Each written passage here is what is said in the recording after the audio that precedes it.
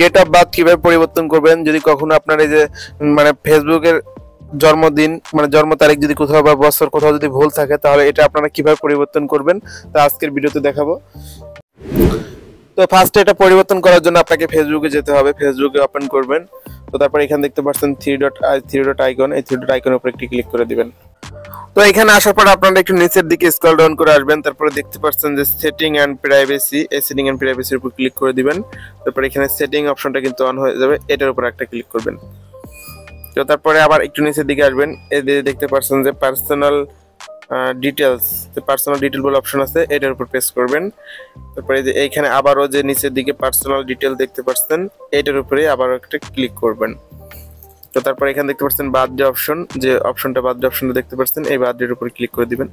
এখন আপনার এই যে এডিট অপশন দেখতে পাচ্ছেন, এটার উপর ক্লিক করে দিবেন।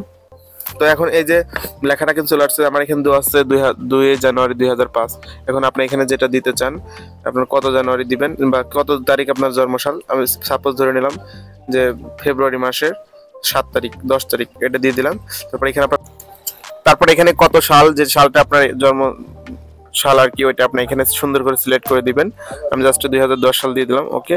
তারপরে এখানে দেখতে পাচ্ছেন সেভ বাটন, এই সেভ বাটনের উপর যদি ক্লিক করেন তাহলে কিন্তু আপনার জন্ম সালটা কিন্তু মানে পরিবর্তন হয়ে যাবে।